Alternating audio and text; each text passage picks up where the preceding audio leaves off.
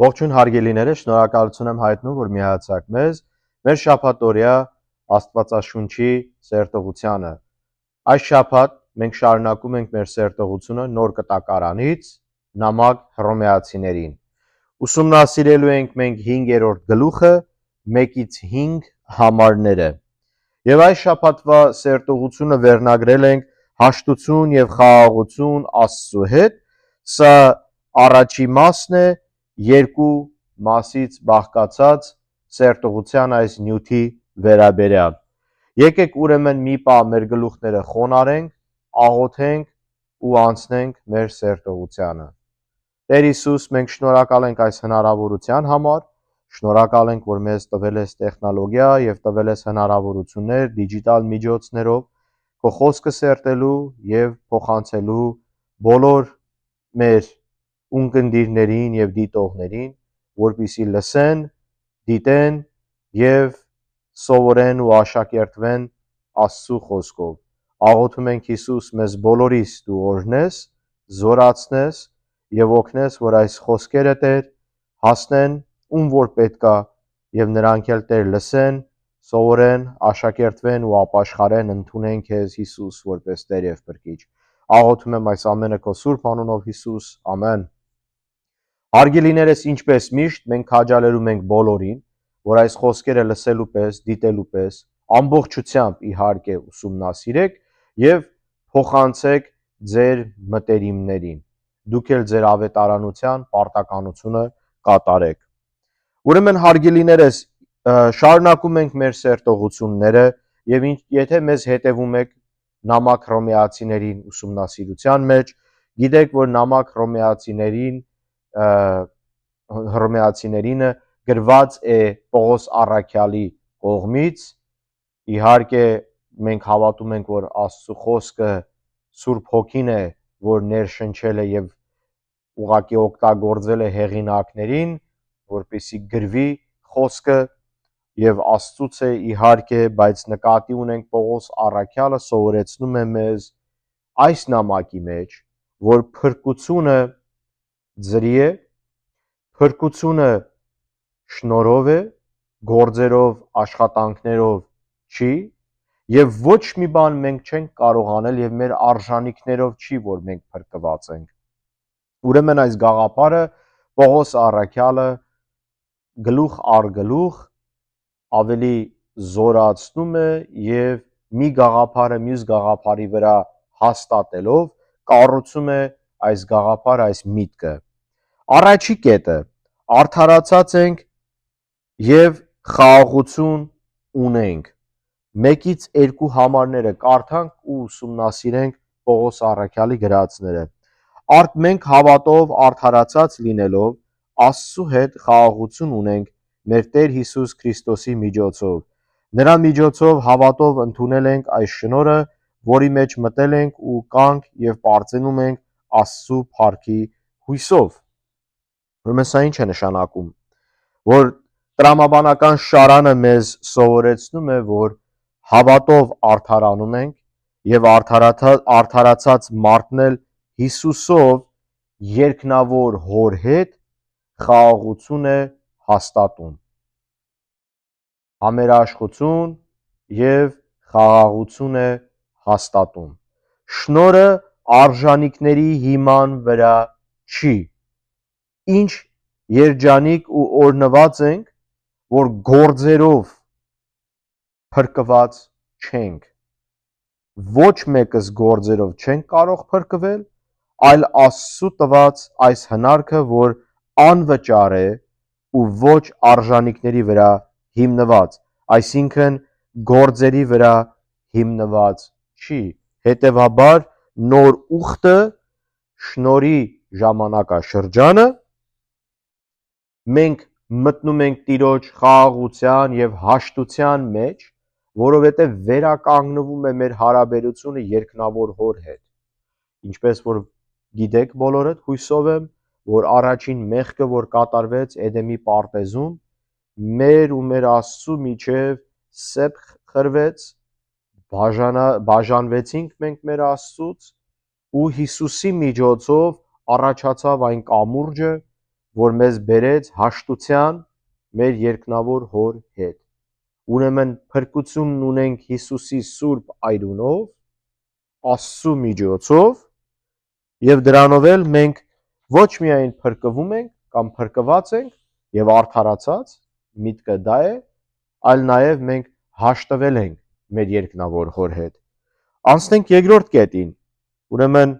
նեղությունը բերում է հույս։ 3-ից 5 համարները։ Գրված է. եւ ոչ միայն այսքանը, այլ նաեւ նեղությունների մեջ ենք պարծենում, գիտենալով, որ նեղությունը համբերություն է բերում, համբերությունը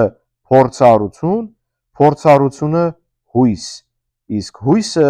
չի ամաչեցնում, որտեվ Աստծու սերը սփռված է մեր սրտերի մեջ Սուրբ Հոգու միջոցով, որ տրվեց մեզ։ Հարգելիներս, սա շատ դժվար համարներ են, որովհետև շատերի մոտ այս կետը դժվար է ընդունելը։ Հավատի կյանքը այն չի, ինչ որ շատերը իհարկե մտածում են, կամ որ այսօրվա շեղված վարդապետությունները քարոզում են։ Հավատի մի կարևոր մասը, սա առաջի կետն է, նեղությունն է, դժվարությունը, որ փորձությունների միջոցով է գալիս։ Երկրորդ կետը, ինչպես որ արդեն սովորել ենք, նոր կտակարանից, նամակ Եբրայեցիներից 12-րդ գլխից 6 համարում, գիտենք, որ Աստված իր բոլոր զավակներին ինչ է անում, խրատում է, պատժում է ամեն զավակին, ինչպես որ գրված է։ Այսինքն, սա ինչ է նշանակում։ Կուզեմ հավելել մի պահ։ Աստծու նպատակն է, որ մեզ վերափոխի, նմանեցնի իր որդուն Հիսուս Քրիստոսին։ Եվ եթե մեզ հետ եք եղել մեր սերտողությունների մեջ նամակ Եբրայեցիներին, գիտեք, որ 12 գլուխը, 12-րդ գլուխը, 12 գլուխը կներեք, մեզ բացատրում է շատ հստակ կերպով, որ Տիրոջ նպատակն է մեզ վերափոխել, որ մենք էլ նմանվենք իր որդուն Հիսուս Քրիստոսին, նմանվենք նրան, որովհետև Տերը սուրբ է եւ մեր մեջ ուզում է հատկություններ առաջանա, որը հաճելի է նրան մեր եւ նրա հետ շփման մեջ։ Բայց մենք գիտենք, որ սրբությանս ընթացքը այլ հարց է եւ արդարանալը եւ ապաշխարելը տարբեր հարց է։ Ինչ նկատի ունենք։ Երբ որ մենք Հիսուս Քրիստոսին ընդունում ենք որպես Տեր եւ Փրկիչ, ապաշխարում ենք, վերստին ծնունդ ենք ունենում, մենք արդարացած ենք, մաքրված ենք, սրբված ենք, որտեղ մենք Տիրոջը մոտենում ենք ու ասում ենք. Տեր, ների՛ր մեր մեղքերը Հիսուսի անունով։ Աղոթում ենք Հիսուս Քրիստոս, մեզ ներես, մաքրես մեզ սպիտակ ձյան նման, մեր մեղքերը մոռանաս եւ ինչպես որ Հռոմեացիների 10-րդ գլուխ 9-ից 10 համարների մեջ է գրած, սրտով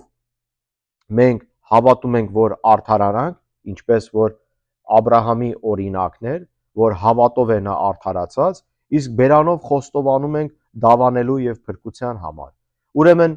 երբ որ դա լինում է, Աստված մեզ ընթացքի մեջ է մտցնում։ Այն օրինակները, որ մենք տեսանք իսրայելացիների անապատի մեջով Եգիպտոսից, որ դուրս եկան, իրանց սրբության ընթացքն էր, այդ խորհրդանիշն է Պողոս առաքյալը օգտագործում, որ մենք էլ մտնենք Տիրոջ հանգստին, այսինքն փրկություն, այսինքն մահից հետո դրախտ, եւ մեր կյանքի ընթացքը այդ անապատի այդ դժվարությունների միջոցով անցնելով մենք պատրաստվում ենք, բայց տեսեք, այդ պատրաստությունը, այդ աշխատանքը այս աշխարհի համար է, քանի որ երբ որ մենք անցնում ենք արդեն Տիրոջ մոտ, դրախտ ենք անցնում, մեր սրբության ընթացքը ավարտի է գալի։ Ուրեմն սա ինչ իմաստ ունի կամ կարևորություն։ Առաջի հերթին սրբության ընթացքը մեր այս աշխարհում Տիրոջ հետ առնչվելու եւ հարաբերության հետ է կապված։ Երկրորդ հերթին նմանվում ենք Հիսուսին, որպեսզի երկնքի արքայության գործերը կատարենք այս աշխարհում։ Իսկ դժվարությունները երբ որ մենք այս տրամաբանության շարանը ուսումնասիրենք նորից, գրած է նեղությունը համբերություն է բերում, որովհետև նեղության ընթացքում մենք համբերում ենք Տիրոջը, որ Տերը մեզ ազատի այդ դժվարությունից, կամ Տերը մեզ հանգիստ տա, կամ ավարտվի այդ դժվարությունը, կամ Աստծով եւ Աստծու վրա հիմնվելով եւ հուսալով նրան, Տերը մեզ հանգիստ կտա։ Եվ ասեմ, որ նաեւ առաջի Պետրոսի նամակում 4-րդ գլուխ 12-ից 13 համարի մեջ ասվում է, որ մենք Հիսուսի չարչարանքների մասնակիցն ենք, եւ այս կետը համապատասխանում է համ Եբրայեցիների նամակի 12-րդ գլխում եւ Հակոբոսի առաջի գլուխ 12 համար եւ նաեւ ասեմ 2-րդ Պետրոսի նամակ առաջի գլուխ 5-ից 6 համարների մեջ այս կետերը։ Իսկ հիմա եկեք հասկանանք, որ այս տրամաբանությունը նեղությունը համբերություն է բերում եւ համբերությունը ինչ է բերում։ Համբերությունն էլ փորձառություն, որովհետեւ երբ որ մի ընթացքի մեջ ենք մտնում փորձության, համբերում ենք Տիրոջը եւ այնտեղ մենք ձեռք ենք բերում հմտություն եւ համբերություն, որ գիտենք, որ բոլոր նեղություններն էլ անցողիկ են, ամեն ինչն էլ կանցնի կգնա։ Եվ նեղությունը երբ համբերություն է բերում, համբերությունը փորձառություն, որ հաջորդ անգամ նորից նեղության մեջ երբ որ մտնենք, այդ ժամանակ մենք գիտենք, որ Տիրոջ վրա հուսալով, Աստծու վրա հիմնվելով, Տերը մեզ չի լքի, Տերը մեզ կօգնի։ Եվ այդ փորձառությունն էլ ինչ է բերում հույս, որովհետև հույս ունենք, որ Տերը մեզ կօգնի։ Գիտեք, այս կետերը շատ դժվար են իհարկե մեծամասնության համար, որովհետև մենք երբ որ Տիրոջը ընդունում ենք, մեր մտքում մենք հասկանում ենք, որ աղոթենք Տիրոջը եւ Տերը մեզ կփրկի, կհանի բոլոր խնդիրներից, մեզ կօգնի, կաջակցի եւ այլն եւ այլն։ Իհարկե դա սխալ չի, բայց այստեղ մի նրբություն կա։ Այդ նրբությունը այն է, որ դժվարությունը թույլ է տալի Տերը, որ մեր կյանքում մենք ունենանք, որպեսզի այս կետերը հաստատվի եւ վերջում էլ արդյունքը հույսն է Աստծու վրա։ Այսինքն հույսն ունենանք Աստծու վրա։ Դժվար նյութ է սա իհարկե, որովհետև կան վարդապետություններ, որ քարոզում են հակառակը, ուրեմն չես հավատում, դրա համար էլ հարուստ չես, ուրեմն չես հավատում, դրա համար բժշկված չես, կամ եւ այլն եւ այլն։ Կամ օրինակի համար հավատացյալը շնոր ունի մարդկանց միջև եւ իր կյանքը հալած յուղի նման պետքա գնա, որովհետև եթե կյանքը տրամադրես Տիրոջը եւ իսկապես նրա վրա հույս ունենաս, հավատաս, նա քեզ անսահման կօրհնի։ Գիտեք, շեղումներ կան այս գաղափարների մեջ, որովհետև երբ որ մենք Աստծո խոսքը ուսումնասիրում ենք, նամանավանդ նոր ուխտը եւ նոր կտակարանը եւ նոր կտակարանի հիմնական կետը,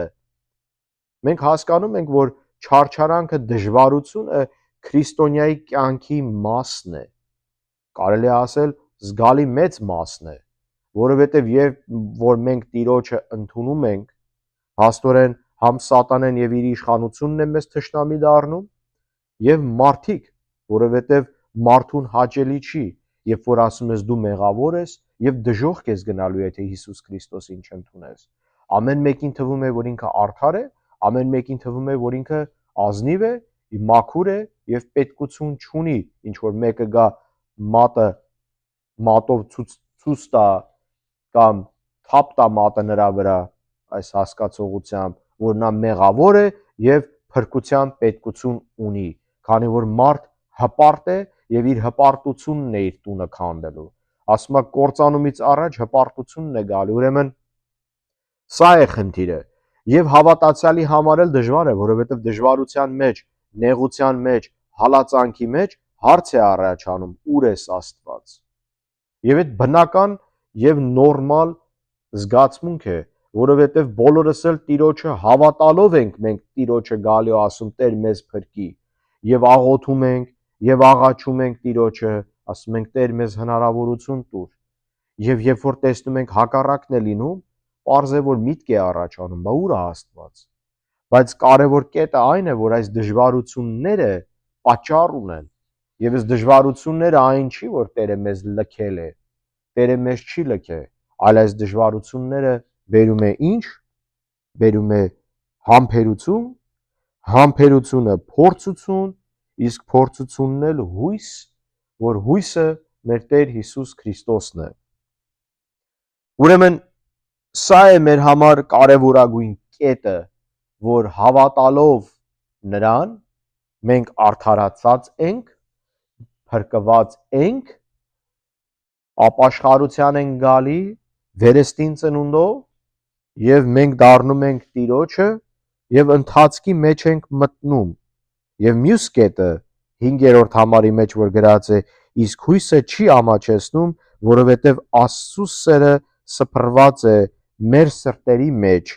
Սուրբ Հոգու միջոցով, որ տրվեց մեզ։ Առաջինը Սուրբ Հոգին տրված է մեզ բոլոր հավատացյալների համար, ովքեր որ ապաշխարել են վերստին ծնունդ ունեն, Տերը մեր մեջ է բնակվում։ Սա առաջի կետն է։ Մյուս կետը հույսը չի ամաչեցնում, որտեղ բոլոր նրանք, ովքեր որ հույսը դնում են Հիսուս Քրիստոսի վրա, վերջակետը հաղթանակն է։ Հաղթանակն էլ փրկությունն է, որ կստանանք մենք մահից հետո։ Ուրեմն ամեն ինչը նոր ուխտի մեջ, նոր ուխտի հիմնական գաղափարը եւ նույնիսկ ասենք հին կտակարանը, որովհետեւ երբ որ մենք նամակ Եբրայեցիներն ենք ուսումնասիրում 11-րդ գլխի մեջ, հստակ մեզ բացատրում է Պողոս առաքյալը, որ բոլոր հավատքի հայրերը, մարդիկ, որ եկել են մինչև Հիսուս, բոլորն էլ հավատով, հուսալով երկնքի արքայության եւ հետագա գալիք բաների համար չարչարվեցին էլ, դժվարություն էլ տեսան, ոմանք քարկոծվեցին, ոմանք սպանվեցին, հազար տեսակի ու բազմաթիվ բաներ, բայց բոլորը այդ հույսով էին արել։ Մենք էլ նույնպես հավատում ենք, հավատքով արդարացած ենք, ապաշխարում ենք, փրկվում ենք, վերստին ծնունդ ենք մենք ունենում, Հիսուսին ենք նվիրվում, Աստծով ենք ապրում, դժվարությունները տեսնում ենք, որ վերջավորությունը մեր հույսն է եւ այդ հույսը մեզի չի ամաչեցնելու։ Եվ վերջավորությունը մեր Աստծո հետ մենք կվայելենք հավիտենականությունը իր հետ, իր խաղաղության մեջ։ Սա է գլխավոր միտքը այս 1-ից 5 համարների մեջ։ Հույսով եմ, որ սա ձեր համար օրհնանք էր։ Շարունակեք ձեր ուսումնասիրությունը Աստծո խոսքի եւ աշակերտվեք Աստծո խոսքով։ Տերը ձեզ օրհնի։ Ամեն։